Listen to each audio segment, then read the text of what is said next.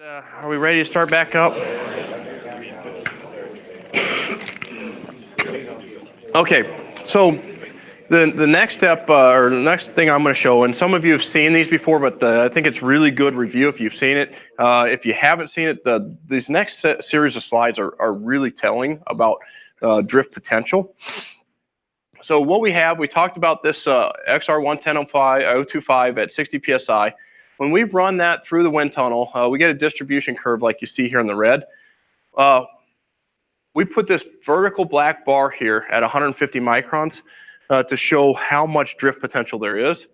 When we spray this particular setup, about 26% of what we're spraying is in fines less than 150 microns. So 26% of the volume is in fines.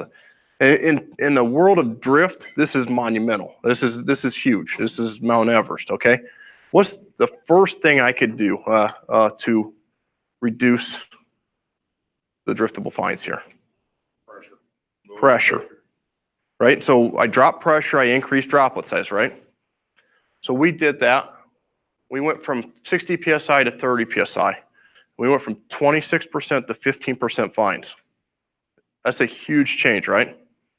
What did that cost my operation?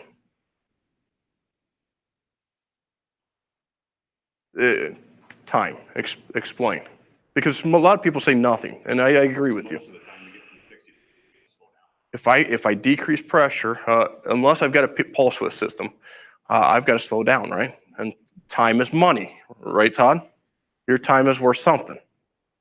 So when I slow down, it costs me something. How can I gain my time back?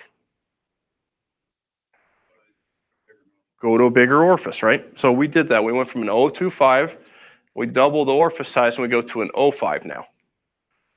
We've gone from 26% now to 7.5%. As we put larger orifice size nozzles on there, we get larger droplet sizes. Makes sense, right? If I put garden hoses on my sprayer, I'm going to get really large droplets, right? Probably not going to get great control, but I'm going to get big droplets. What else could I do to reduce drift?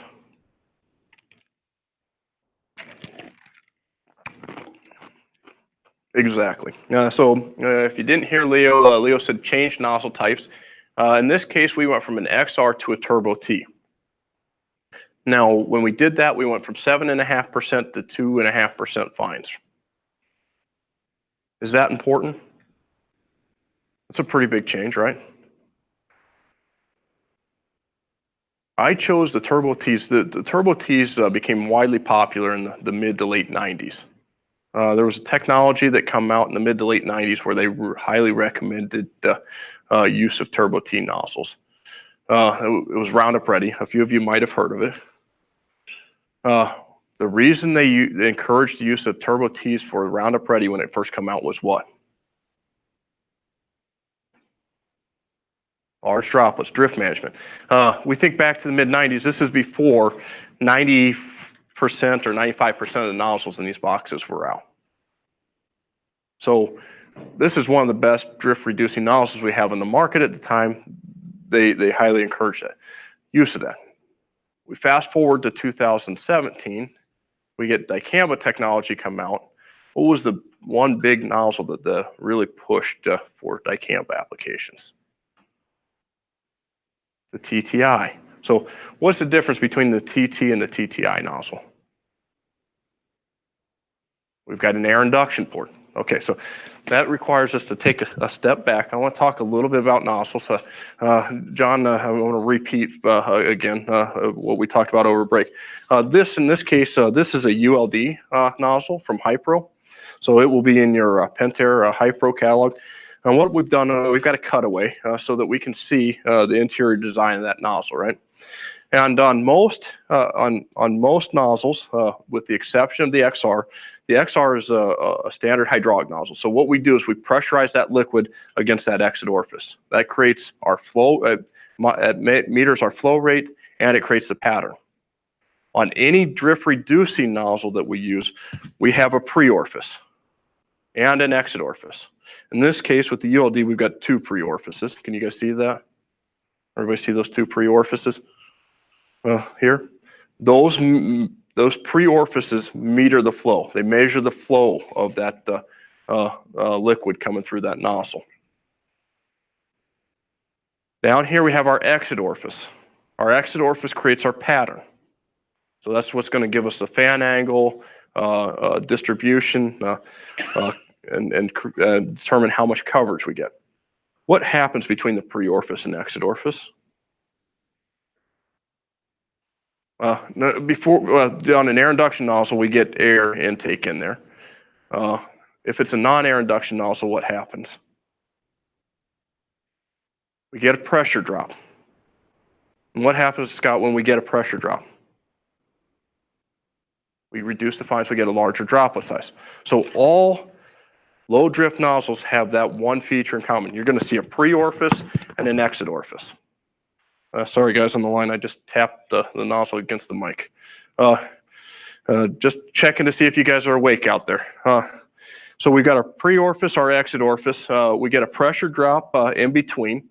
Now we add the air induction port, and Todd, that allows the even further pressure drop. Okay, so we get even more pressure drop. When we add that air induction port, we get even larger droplet sizes. So when we go from a turbo T to a TTI, we add that air induction port. What do we expect to happen with the fines in this case? Should get a reduction of fines.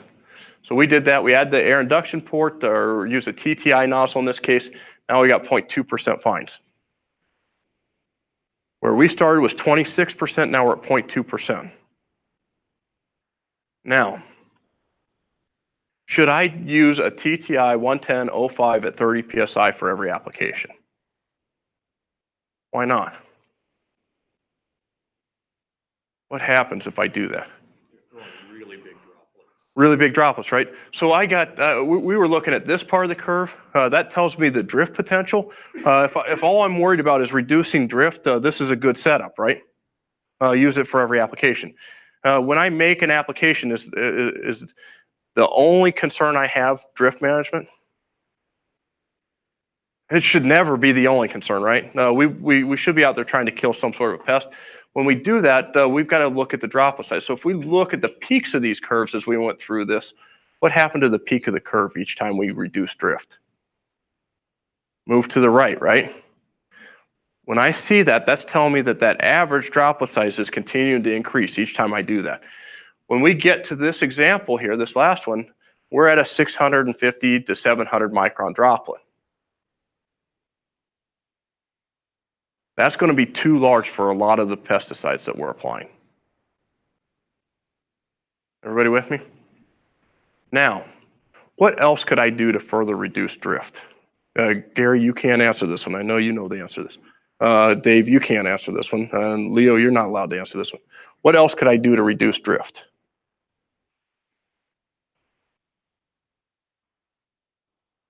Further reduce drift.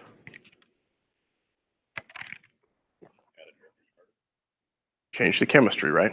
Change the tank solution. Now this is some work that we did in conjunction with Winfield. And what we did is we went in and we picked a nozzle that gave us a medium spray based on the TJet catalog. And we mixed up 21 different tank solutions that you can see represented by these 21 different blue bars. Everybody with me? Now, I put these 2 red bars in here to represent the lower and upper boundary of the medium spray quality. Okay, so any bar like number 21 that ends between those 2 vertical red bars is a medium spray. It would match what the catalog shows us. The good news is number 21 is water. So that tells us when we measure droplet size, we get the same spray quality as what the TJet did when they listed that nozzle in the catalog.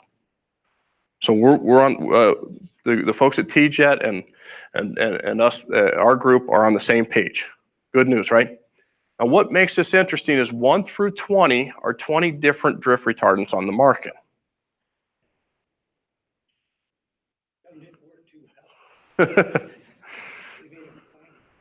We've got a problem, right? Some of these, we went from a medium here to a fine spray quality, right? Like number 11 and 12.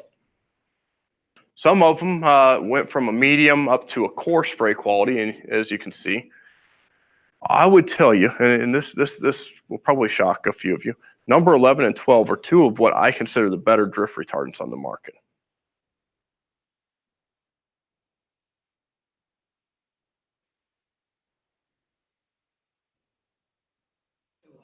How can that be, right?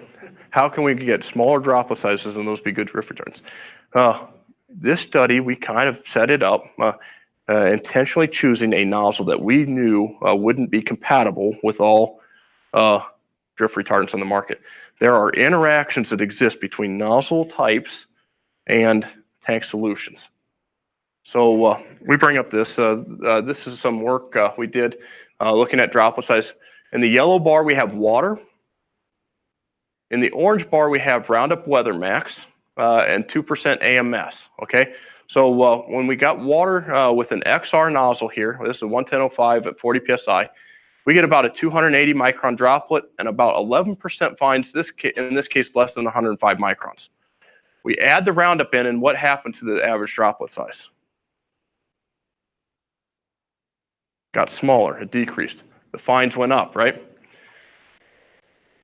The light purple, the light blue, and the light green, these following 3 bars are 3 different types of drift retardants.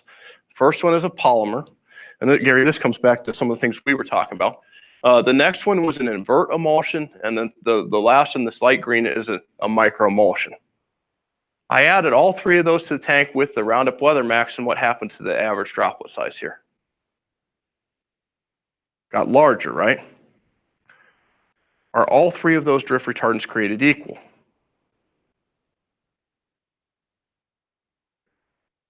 The average droplet size is about the same, right? What about the fines?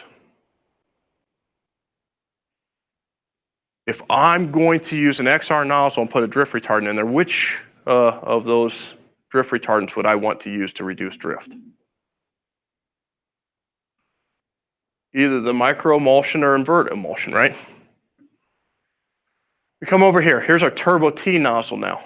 Water, we add Roundup, droplet size goes down, fines go up just a little bit. You can see we've got less fines now than we did before because we've got a drift reducing nozzle. We had the polymer in, and what happened to the average droplet size? Significantly increased, right? What about the micro emulsion and the invert emulsion?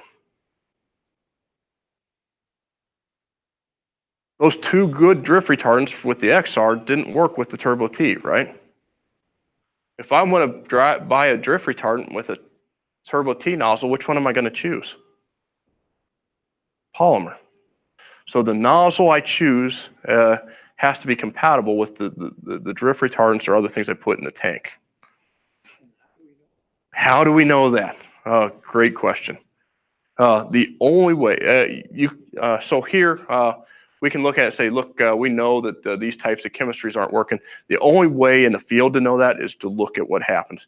Now, what we have here is about a 400 micron, 425 micron droplet. and it drops to about 325 microns.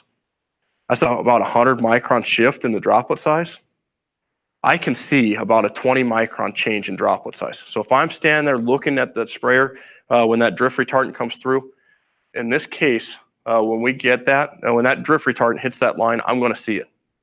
I'm going to see the fines. You're doing this every day. Even in the field. How do I know? If you are looking at your spray pattern in the field, you're going to see a 100 micron shift in droplet size. I will 100% guarantee you. If you get that big of a shift, yeah. So as Dave's doing this over here on me, he's absolutely right. As we get larger and larger droplet sizes, we tend to see that fan collapse. If you get a situation where you see that fan opened up more than 110 degrees, you've probably got a situation where that you're creating lots of fines. And I'll show you that in just a bit. So we talked real briefly about this. There's always a trade-off between drift and efficacy, right? And every application we make, there's going to be a certain fraction of drift. Has anybody made an application where every droplet's landed on the field? I'm looking for somebody to take my job over is what I'm doing. There's always a small fraction, right? Most of the time we don't see it, but there's always a small fraction that moves off target. There's only one way, Terry, I know how to make an application where there's zero drift. No. You spray, right? How big is your spray tank? 500 gallon. If you go out, I'm guessing there's a little yellow valve on your sprayer. You go out to the center of the field and you put a 500 gallon droplet in the center of the field, I will guarantee you it won't drift. Absolute guarantee. Now, if it doesn't, if it might run off, but it's not going to drift. We're not going to get any windblown particles there. I've yet to see a condition where a 500 gallon droplet will drift off target. Probably not going to work very good, right? So everything we do from that point on is we're spreading that liquid into a thinner and thinner sheet. And as we do that, we increase that potential for drift. We do that because we want the efficacy, though. This is something I've taken from North Dakota State University, and I don't want to spend a lot of time here, but it kind of gives you a little bit of a feel for droplet size and how it works in an environment. What they did is they calculated how long it would take a droplet to fall 10 feet of different sizes. So a 5 micron droplet, you can see to fall 10 feet, 66 minutes. A medium droplet, 6 seconds. 1,000 micron droplet, 1 second. Now, most of you aren't spraying from 10 feet, right? If you are, don't raise your hand. I don't want to know because we need to be closer than that, right? So if I'm spraying from 5 feet, what happens to these numbers? They're going to be cut in half. If I'm spraying from 2 feet, it's going to be 20%. So I've still got, even if I'm spraying at 2 feet, some of these 20 micron droplets and less are going to be in the air for more than a minute. That becomes a problem because the longer they hang in the air, the greater chance there's going to be a gust come along and take those off, right? They might evaporate, and they're going to get smaller as they're hanging in the air. The other thing they did that was interesting, they calculated how far this droplet's going to move off target in a 3-mile-an-hour wind when dropped from 10 feet. And you can see like that 20 micron droplet is moving 1,100 feet off target in a 3-mile-an-hour wind. Now, how many make every application 3-mile-an-hour winds or less? Doesn't happen, right? What happens as the wind speed goes up? The distance is going to go up, right? So this is just to kind of give you some relative feel for what to expect. But even with our fine or our medium spray droplets, you can see 25 to 45 feet. So, okay, we talked about this. I don't want to spend more time on that.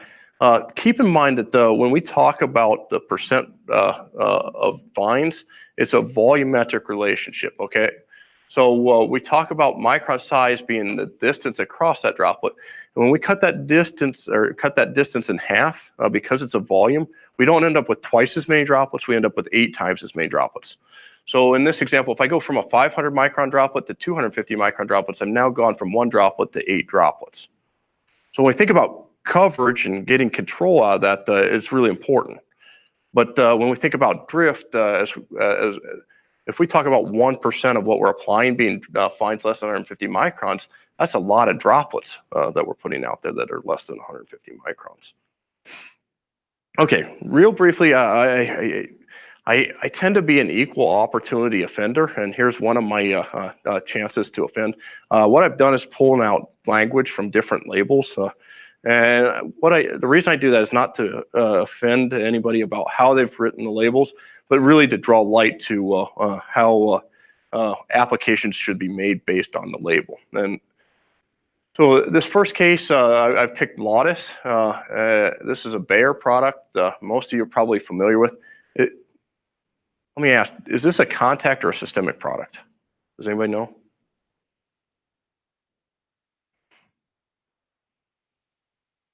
This is really neat. If we look at the label, it actually gives us some information about what it is without actually telling us. So if we look at the Lotus label, it says use medium spray droplets. Does that tell me it's probably a contact or probably a systemic? It's a contact, right? On systemics, what we see, glyphosate, dicamba, we can push into that very coarse, ultra coarse type range and still get efficacy.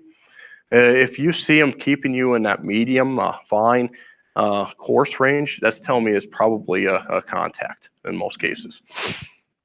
This one's interesting. It says flat fan nozzles are recommended 30 to 60 psi.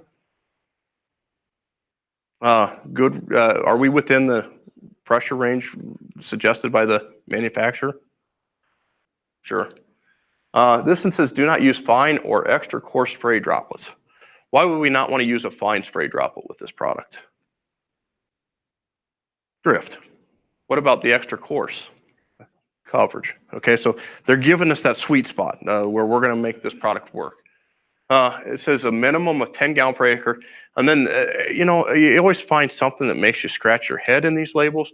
This one says air induction nozzles should be used at or near 80 psi. Why do we use air induction nozzles? To reduce drift. What happens when we run pressures really high? We increase drift. We're conflicting the reason we put that nozzle on there with how to operate it. So just terrible advice, but comes straight out of the label. Next one I have in here, sharpen. Leo, I'm gonna pick on sharpen for a little bit. Not your problem anymore.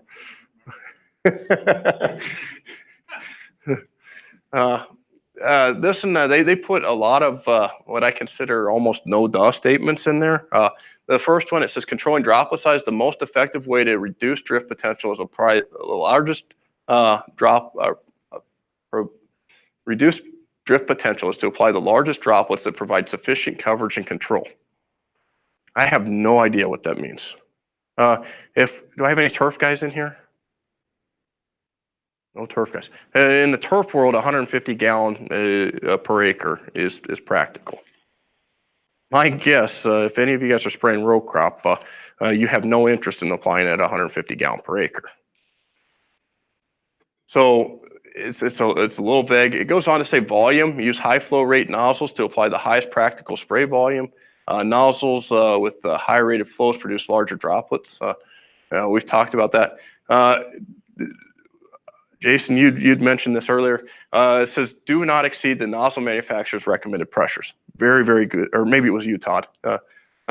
Very good suggestion. The label, in this case, agrees with you. This one goes on to say use medium to coarse spray droplets. What does that start to tell me about this product? Contact or systemic?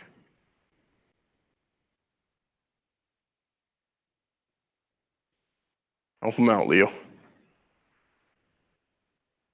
Probably some of both, right? Some of both. It's some of both. It's some of both. You and I can hash that one out later. I agree with you. Use medium to coarse spray droplets. It's probably got some systemic activity if we're pushing into that coarser spray quality. This one says apply in 10-mile-an-hour winds or less. The reason I use this, and this is a fairly new product in terms of registration compared to most products on the market, you're going to see information like this. You're going to see information like this. And then I guess if you've used this product before, you recognize there's a 50-foot setback zone from the downwind edge of susceptible species on that label, right? Everybody that's used that was aware of that. Yes, Dave. If you know all your groups, the label will tell you Yes. how Yep. they work. Yep. That's an excellent point. The top of the label does have the group number. If you don't, and this is the nice thing about working for the university, I get a free plug now. If you don't know what the group numbers are, the weed control guide has the group number as well as what the group description is for every one of those in the weed control guide. So go buy one of those. Keep me employed. Okay, the AIM label. This this one made me scratch my head the most. This one, we talked about VMD, or that average droplet size. It says optimum AIM EW spray cloud should be 450 microns with fewer than 10% of the droplets being 200 microns or less. Highly specific. That's a very, very specific label. Dave, you talked about not knowing what the droplet size is. If you sprayed AIM, I couldn't tell you if you were on label, even if you told me exactly which nozzle and pressure you were using. My group does measurements every day. They couldn't tell you without actually going into the lab and testing it if you were on label. We got a label that's so specific that we can't follow it. Now, what we do know, what kind of spray quality is a 450 micron droplet? It's a coarse, or maybe even a very coarse spray droplet. What do we know about AIM? It's a contact. If I were to follow the label, less than 10% being 200 microns or less, 450 micron drop, this product's probably not even going to work. I've got a label that's very specific. I can't follow, and if I do follow, probably isn't going to work effectively.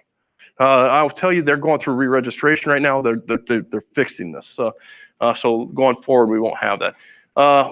New products, I'm not going to spend a lot of time on this. This is in List Duo. We could bring up any of the dicamba products. Be aware that in the label, it's going to have that wind speed, directions about the wind direction or what's downwind of us, some sort of a buffer. And then this one has a specific nozzle list. So I have to, in order to stay on label with this product, and same thing with the new dicamba products, I've got to choose one of the nozzles off of this list. And I cannot operate that nozzle above the pressure listed on that table. So for some nozzles, like this ABJ 1106, 30 PSI is not a very big or very high pressure window to operate that nozzle. So probably not even feasible to use that particular nozzle in this case. The reason, and this is going to show again the reason they do that and what kind of how formulations impact droplet size. This is now an AIXR nozzle, so this is an air induction extended range nozzle. This is a 1102. What you see here are different spray solutions plotted against droplet size and fines. And generally, as the droplet size goes up, the fines go down, and vice versa. As the fines go up, the droplet size goes down. Okay, makes sense, right? Because the two are tied. This black dot is water. These three here are three different formulations of glyphosate. When we add glyphosate to the tank, the droplet size gets smaller, right? They formulated glyphosate to increase drift. Why would they do that? They know that. I mean, they knew that when they built the formulations. What do they put in glyphosate formulations? Surfactant. Exactly. Surfactant. When we add surfactants, what do? What do surfactants do to the solution? They increase coverage and they decrease surface tension, right, Gary? I'm glad I've got a chemist in here with me. They decrease surface tension. As we decrease surface tension, we get some more fines, we get better coverage. But they put those surfactants in there so that we get better coverage on that leaf surface. We get that droplet to spread on the leaf surface, so we get more of that glyphosate into the plant. They formulated it to increase the control, and because of that, one of the side effects is that it increases drift. They know that. Okay, so we've got glyphosate here. Now we think about this, and this is getting to our Enlist. Here's 2,4-D. This is a DMA and 2,4-D choline, or Enlist 1 by itself. Without this would be Enlist without the built-in drift retardant here. We mix 2,4-D and glyphosate, we get something in between, as we would expect, right? Now, with the new Enlist formulation, they built in a drift retardant, and we get something that looks like this. So they built into that formulation something that's going to help further reduce drift. When we look at this from a droplet size standpoint, if I were to look at this AIXR 11002 nozzle, looking in the catalog, I should get a coarse. Most of that stuff we put in the tank moved us into a medium. The Roundup moved us into a fine. But when we use that Enlist Duo formulation with that built-in drift retardant, it keeps us in that course. So it kind of gives you an illustration of how what we put in that tank really makes a difference in terms of droplet size. Greg, if you had a Question. 2,4-D ester on that previous slide, that push it even further to the fines? It tends to fall out somewhere close to what the other 2,4-D products do. From a formulation standpoint, the inert ingredients play a much bigger role in droplet size than the actual active ingredient does. Well, I was thinking the emulsifier. So yes, if I'm using an emulsifier with this nozzle, it is going to push a little bit coarser. Any of those emulsifying products tend to cause larger droplet sizes with most nozzles. Okay. Our Turbo T, TTI, AITTJ, those turbulence chamber nozzles are the exception to the rule there. Okay. Yeah. Okay, with the remaining time, when do I have to be wrapped up? 11:30. 11:30. Okay, my watch says 9:30 now, so with the remaining couple hours that we have, I want to talk about nozzles. Okay, so if you pull those nozzles out of your kit, we're going to work through them. I've got them labeled kind of from the top left going across to the bottom right.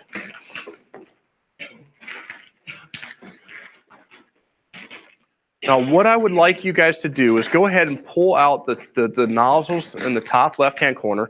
My guys online, I apologize if I had Star Trek technology, we'd send you a nozzle kit, but unfortunately, we don't. First, pull out those two green nozzles. They should be in the top left-hand compartment. You only have one? Yeah.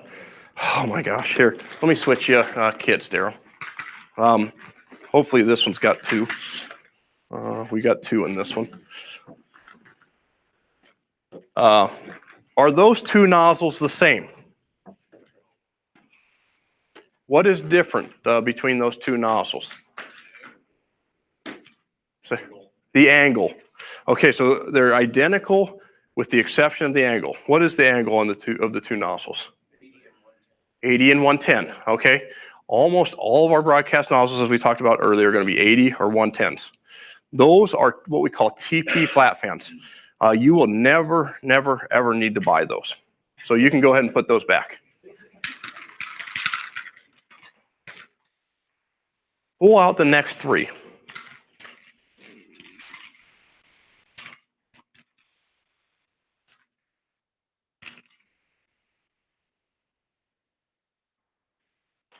Well, as you're doing that, I want to go ahead and show you this, and this will be good for my guys online too.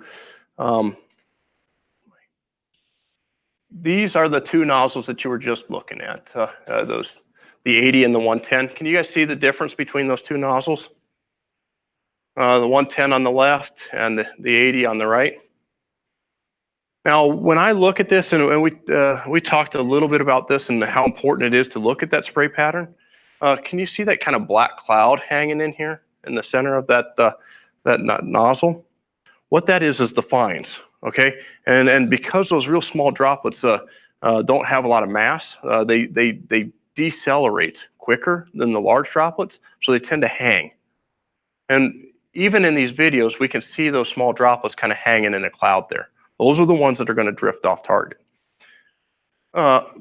Before we go on to those three that you just pulled out, which of these two is going to have a higher drift potential, the 110 or the 80?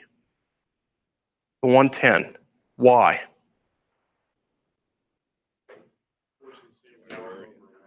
Exactly. As Scott just said, we're taking that same volume and we're spreading it over a wider area. So as we do that, we got to create smaller droplets to get that wider area covered. Okay, the next three, are those three nozzles all the same? What is different between those three nozzles? So we got a polymer, should be a stainless steel. Yeah. So on that you should see a VP, a VS, or a VK. Does everybody see that on those nozzles printed on those? What does the V stand for on the nozzle? Oh, good. Volatility. In today's world, that's probably a pretty popular answer. The V is telling me it's a VisiFlow. And what VisiFlow is telling me it's a color-coded nozzle. So because all three of those nozzles are blue and they all have a V on them, they should all be O3 nozzles, or 0.3 gallon per minute at 40 PSI. Anytime I see that V, it's telling me it's a VisiFlow. So all of the red nozzles in your kit, when we got a lot of red nozzles in there, should all be O4 nozzles. They should all be 0.4 of a gallon per minute at 40 PSI. So that's just telling me it's on that VisiFlow system, which is a ISO, or international standard. Doesn't matter. Hypro, Greenleaf, T-Jet, you name, if they use the international standards and it has that V printed on the nozzle, it's the same flow rate. Doesn't matter what nozzle type it is, it'll have the same flow rate at the same pressure. Yep. Okay, so the VP, the P is a polymer or plastic nozzle. The S is a stainless steel. The K, what is that? Yep, it's a ceramic deposit nozzle. Yep, ceramic nozzle. Of those three, which is going to be the most durable? Which one's going to last the longest? The ceramic. It's the least corrosive resistant. It's going to have the longest life. Now, if I see a flat fan, do I normally see ceramic or do I normally see something else if there's an option? What's the most common type of nozzle tip when there's options? Some of them only come in one type or another,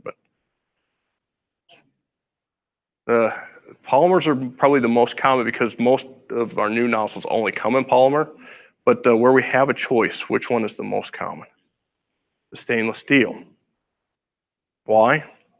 Cheapest. That's what I thought. We went back and said, what's the difference from a cost standpoint? Dave, you look at cost in your operation, right?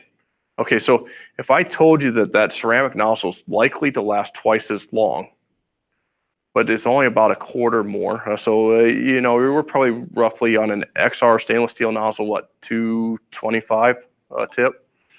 I can get the ceramic ones for about 250 to 275, but it's going to last twice as long.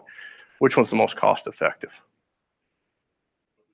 It depends on how long you keep I've seen guys keep nozzles longer than they keep equipment. We had a guy trade in a sprayer in North Platte, brought it in and started pulling the nozzles off. And the dealer said, look, we'll strip the thing down. He goes, oh no, these nozzles are still good. Turned out that the nozzles he ordered hadn't even been available for the last 15 years. If you're going to spend $450,000 on a machine, spend $750 on a set of nozzles. That's a no-brainer. Why are most of them stainless steel? If I'm going to keep it cost effective, probably the ceramic's better, right? If I go into the local nozzle dealer and buy nozzles, which one do they have stocked? Oh, the one they're going to sell more of, right, Scott? The one that's going to wear out faster, so you got to replace it quicker. And that's what we said. So if I'm going to get ceramic nozzles, I got to order them ahead of time. And so I thought, well, why not order ceramic nozzle tips? I'm going to tell you today, if I've got a choice between the three, I'm buying stainless steel every single time. Here's why. Here's what that stainless steel looks like. If I play this, you guys can see that black cloud, right? This one's going to have a lot of drift on it. Now I go down, and here is the stainless steel, and here's the ceramic. And you notice something about the center of this one? It's a pretty heavy pattern in the center, right? Now, if I go to the polymer, this is where it got really interesting. Here's my stainless steel again. Here's my polymer. What do you notice about the polymer? It's not heavy in the center any longer, is it? See this? We don't have a good pattern with that either. By far and away, we get the best pattern with the stainless steel. I said, why would that be? Say it. How's the machine? Yeah, so how do I make a polymer nozzle? An injection mold, right? I shoot hot liquid in, I cool it. What happens to it? It shrinks and it hardens, right? How do I make a ceramic nozzle? Same way, right? Injection mold. Shoot liquid in, hot, cool it, shrinks and it hardens. How do I make a stainless steel nozzle too? I use a laser die cut machine to machine that. Of those three, which is going to be the most precise from one nozzle to the next? The laser, the stainless steel. So if I get an option, even though I'm going to have to replace it sooner, my quality of my application is going to be better with that stainless steel nozzle tip. I did not, until we started creating these videos, I had no idea. And then we started asking questions, and we learned a lot. Okay, I'm going to skip now because of for the sake of time when we're getting close to the end. The next one we talked about the TTI quite a bit. On that, you can see that air induction, or that pre-orifice. You can see that air induction port, which is that little round hole on the back side of the nozzle. And then on the turbulence chambers, you'll see that once we get past that air induction port, which you see on the diagram here, that spray liquid comes down into a chamber and then comes across and then comes out. Those two, the 90 and 75 degree turns, are very hard on some of our solutions, like our emulsion products that we talked about. And it actually shears them apart or pulls those droplets apart. So we got to be careful which types of products we're running through these. However, if we look at this, and I won't play the videos this time, here's our XR nozzle again. You can see that spray cloud there. See how clean this one is? We don't have that dark cloud. The fines are gone. This nozzle has very little drift, as we talked about. Okay, real quick, this one I bring up because it's interesting. This one's, I think, in the fourth, it should be in the fourth compartment on the bottom row from the left. And this is what we call an AI 3070. What it is an air induction nozzle. So I got a 30 degree forward and a 70 degree back fan. As you can see in the diagram, them spraying over the wheat heads here, that forward fan and the back fan. This nozzle was designed specifically for spraying wheat fungicides, for headed wheat. Where do we want the product to go when we spray a wheat fungicide, a late season wheat fungicide?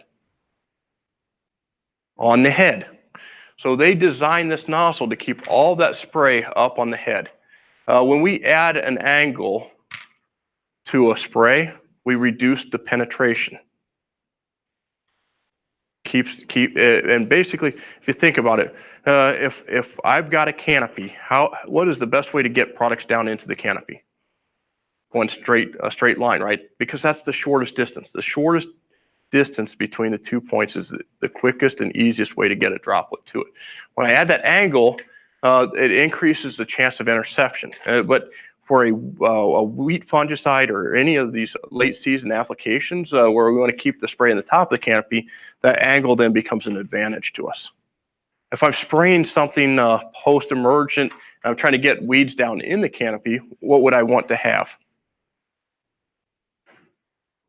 A single vertical oriented flat fan nozzle. If I want to increase coverage, what do I want to do? How do I increase coverage? Increase volume, decrease droplet size, or add some sort of a spreader agent to that spray tank.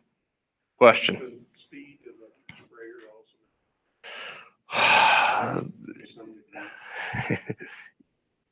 I'm just going to say yes and leave it at that because it does make a difference, but that's a kind of a long conversation about exactly what does happen there. So the simple answer to your question is yes, it does make a difference. Okay, so real briefly, with the last few minutes I got, I want to tie in the efficacy component. This is some work that one of my graduate students did, and what this is glufosinate or Liberty. This is sprayed at 5 gallons per acre, and the pictures are taken 14 days after the spray. This is what a very, very healthy stand of Palmer amaranth looks like without any herbicide. And then this is Liberty using 150 micron droplet. Everything in this application is held exactly the same other than the droplet size. We use a pulse width modulation system to change the droplet size so that we didn't have to change the nozzle type. So that we could deliver different nozzle or droplet sizes across a completely comparable platform. That makes sense to everyone? So we don't change the nozzle type or the nozzle design. All we've done is change the droplet size here. We go from 150 micron droplet to a 300 micron droplet to a 450 to a 650 to a 750 to a 900. If I'm spraying, and I don't take this as a recommendation, but if I'm spraying Liberty at 5 gallons per acre, what droplet size would I want? 300. Now, we also increase the volume. When we go up to 20 gallons per acre with Liberty, we saw the 450 was better. Why? Because now I've got that additional volume to increase coverage. And so the droplet size, as I increase volume, the optimum droplet size is going to shift up just a little bit. We also did this for dicamba. What do you think we saw with dicamba? Let me take a step back. Let me ask a little different question. Is Liberty a contact or a systemic? Contact. So contact products tend to have, we need smaller droplet sizes to get efficacy, right?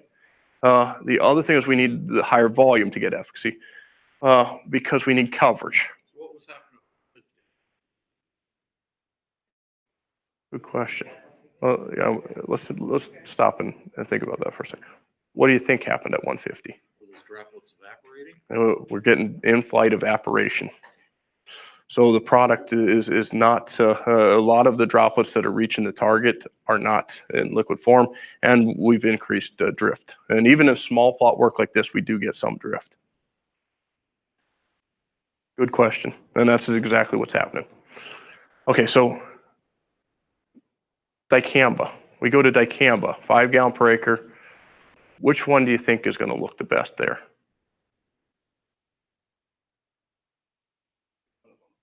No. Oh, that hurts. So dicamba is slower acting, right? So we're not going to see the same level of control at 14 days. Say that again, Gary. They're going to be similar. They're going to be similar. So here's the dicamba. Here's our same control. 150, 300, 450, 600, 750. From about 300 to about 750, what do you notice? They're what you suspected, right? They're fairly comparable. So if I get something like this, what's the recommendation for applying these products? How would I want to set up the application for dicamba? Go large, right? Because I'm going to reduce the drift, and I'm really not giving up any efficacy as I get larger and larger until we get to 900. That's 5 gallons per acre. We did 22. I'm just showing you the 5 gallons per acre because it's more dramatic, right? Because we got less coverage. We did 20.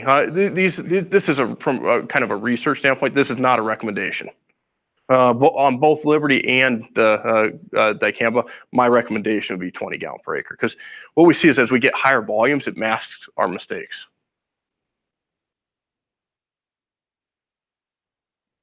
What happened at 900? Wheels fell off the cart, right? If I think about these new dicamba labels, I'm somewhere around 700 microns base, and if I start adding drift retardants or things like that to the tank, with these new products, I'm pushing up into that 850, 900 micron range. We want to be real careful if you guys are going post-emergence like can, but be real careful that you're not losing efficacy. Now, like I said, at 20 gallon per acre, we did see increased in droplet size being the optimum droplet size, but even at 20 gallon per acre, that 900 micron droplet did not work. Okay, any questions? I've gone through a lot this morning. I've gone through a lot really quickly, and we normally do this over about 4.5 hours. Are there any questions so far? I've got, where'd Tyler go? I got another 10 or 15 minutes. Okay. With the remaining time, guys online, you can sit and look at the questions and listen along. For the guys here, if you'll pull your clickers out, what I've got is a series of questions, kind of recapping this morning, and then we'll briefly go through these as time allows. So what I'll do is I'll give you about 30 to 40 seconds for each question. So I'll let you read them and answer, and then we'll move on. And then we'll go through this quick.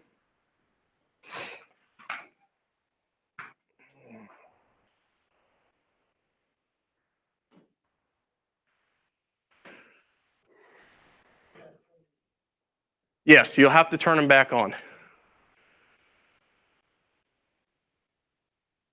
Is everybody's working okay?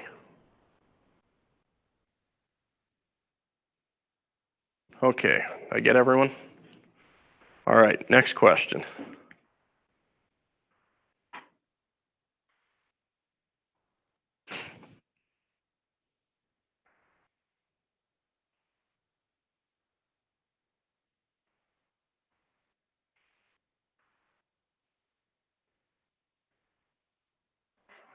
All right, we get everyone? Next one.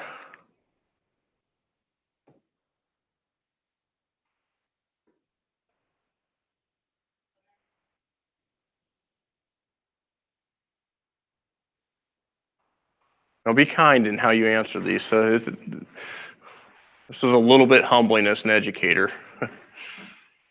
We get everyone?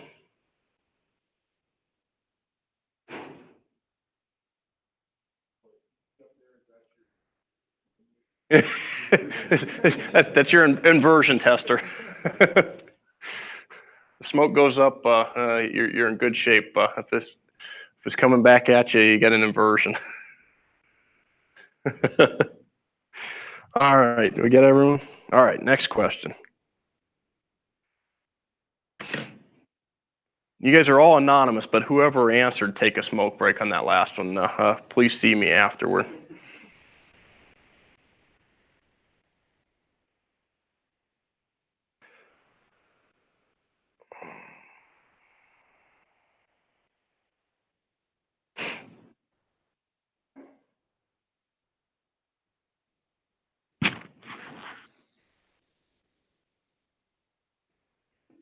All right, catch everyone?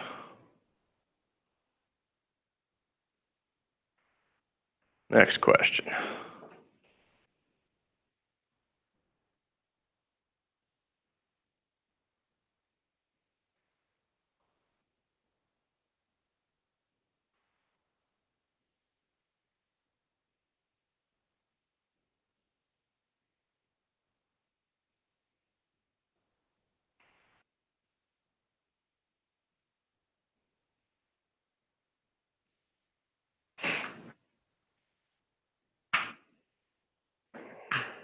Okay, next one.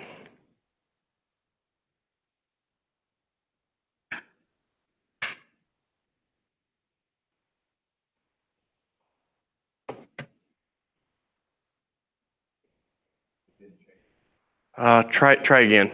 Oh, the slide didn't change. Okay. There we go. Sorry about that.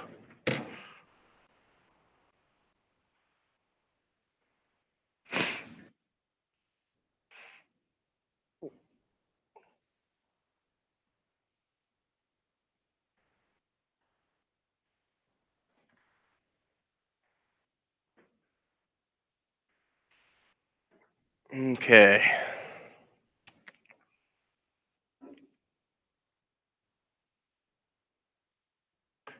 Feel free to use your resources around you if you find them helpful for the next few questions.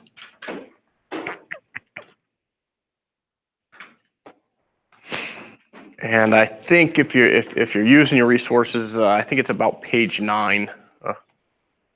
That might be helpful. 9, 10, 9, page 9. I've been working off memory, which is not good.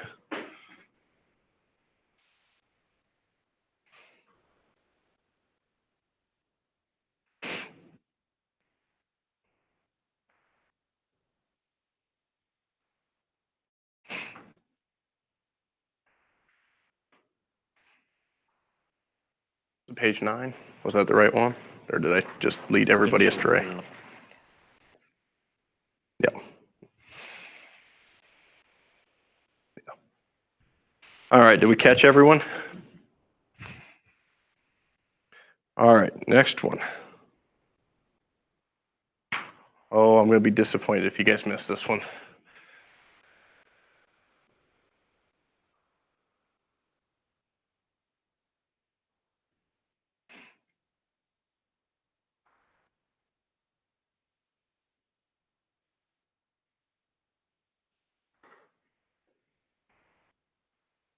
All right, did we catch everyone?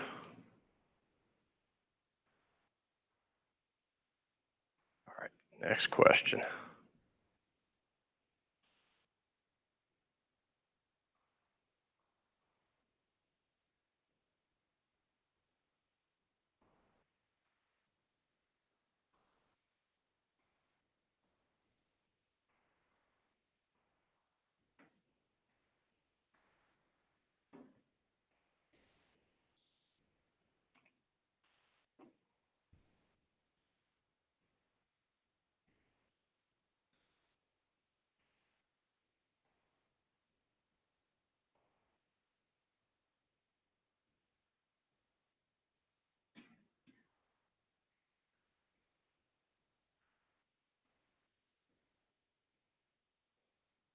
Are we good?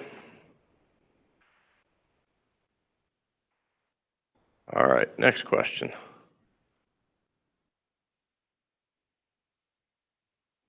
Ooh, I didn't talk about this morning.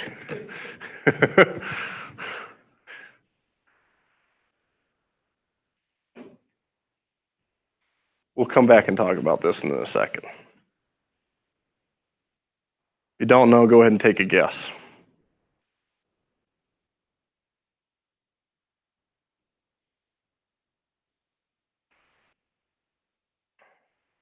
Okay, next question.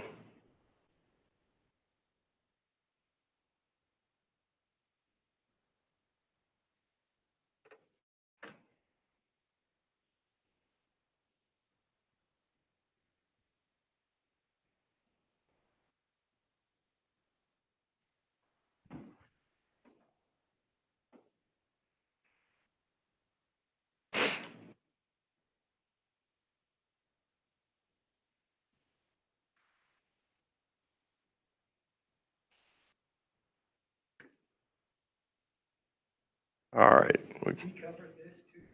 We did cover this one, yes. Yep. Real briefly, but we did cover it. I think I've only left you stranded on 1 or 2 so far. All right, next question. Now this one, you're going to have to put everything we talked about together this morning.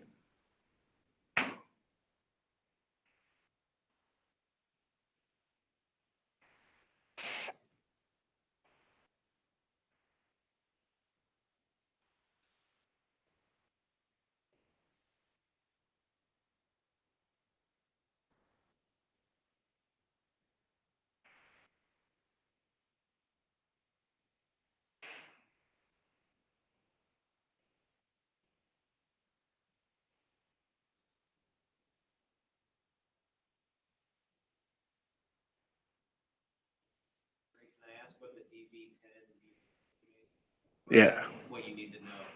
So the DV50 is the same as the VMD. That's telling me the average droplet size. The DV10 is the 10th percentile.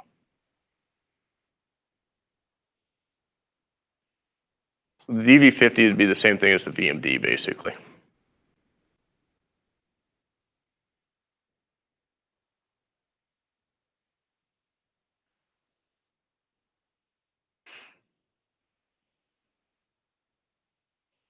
Did we get everyone? All right.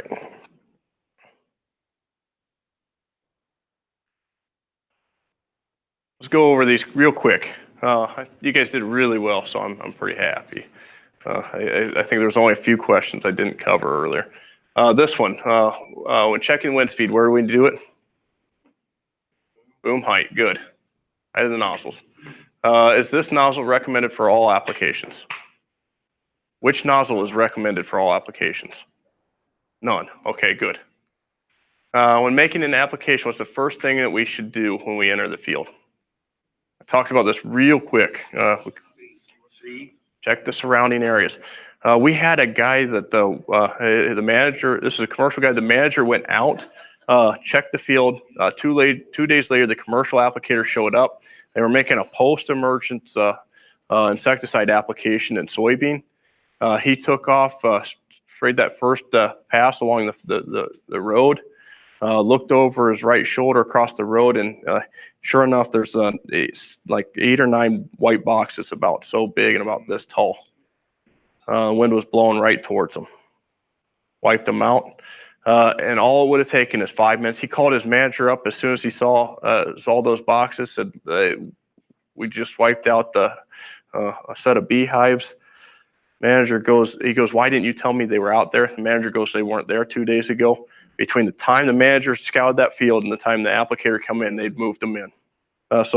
It never hurts to check what's around you, particularly on that downwind side. All right, this one, which one does not play a role in pesticide efficacy? We talked about most of these, right? Droplet size, we talked about last. Calibration, we talked about first. Adjuvants, we talked about throughout the course of it. What about runoff? Can that influence efficacy? Yeah, it can be lost product, right? So right answer, all play a role. Most important factor, we talked about this right out of the gate when we started talking about the drift part. Which one is it? Wind speed and wind direction. Good. For drift management, which is the most important? I didn't really hit on this one directly, but you should have picked it up during the conversation. Which one did you put, Rod? A. Good. Nozzle selection. Adjuvants do influence droplet size, but not to the extent that the nozzle will. And if you think about it, our nozzles will take us from a fine to an ultra coarse. Our adjuvants usually only shift us maybe one size class up or down at the most. Which one is this? Page 9 in the catalog. Should be C. Should be the AI on page 9. Air induction. The AIXR looks very similar, but it's going to have a little bit shorter body on it. The air induction is only polymer, and you can see this one is a stainless steel nozzle tip here. Which orifice size is this? It's a 4. It's a red, right? I know that because it's a VisiFlow nozzle. Because it's an 04, what should I get at 60 PSI? Is it the same nozzle we had before at the beginning of the morning? It's a different nozzle type, but it's the same flow rate, right? So should have got the same answer, should be D. Okay, droplet size for this one at 60 PSI. Extremely coarse, good. Okay, I didn't talk about this. What mesh size is this screen here? That's 100. Which one is this one? 50. Which one do I need for this nozzle? How do I know? Okay, so in the book on page 9, in that red box, you'll see a little number in parentheses. What is that number? It's the screen size required. Do I have to use a screen? No. I don't have to use tip screens. If you plug a lot of nozzles, I highly recommend it. If you don't run into plug nozzles very often, you don't have to use tip screens. Some of these new sprayers have as many as 9 different screen points. So I may not need tip screens. Yours ain't that new. Yours, you might want the tip screens then. If I do, that's how I figure out which size I need. Very good. Okay, so should have been B. This one we talked about real quick. What application do I use this nozzle for? C. Yep, fungicides, good. The last question we had, this one you kind of have to think about what we've talked about. Which one, A, B, C, D, or E, would have the greatest drift potential? Why did you say E, Dave? Because it's got the greatest percentage. It's got the greatest percentage under 100 microns. So we do have an 0.4 here versus an 0.5. Well, we got a difference in pressure that makes up for that. If I come down and look at the fines, I get more fines with E than the others, right? Those of you that did that, very good. If you didn't catch that, there was a little bit of some trickery in here. I wanted to see how you reason through that. But really, when we think about drift potential, it comes down to the droplet size and the number of fines in these cases, right? All right, these I put in here for Tyler. Feel free to answer these. If you don't want to answer them, go ahead and set your clickers down. But if you do, feel free. You're completely anonymous, so we won't know who said what. If you hated it, just go ahead and put your clicker down and leave. If you liked it, please answer 5. Okay, and the last question I have also stuck in here for Tyler. We do a lot of these trainings. So you saw some pieces. If you'd have interest in other parts of the application process, yes or no. And guys, with that, that is all I have for today. I do want to sincerely thank you. I know we're a few minutes over, and I apologize, but thank you for coming in today.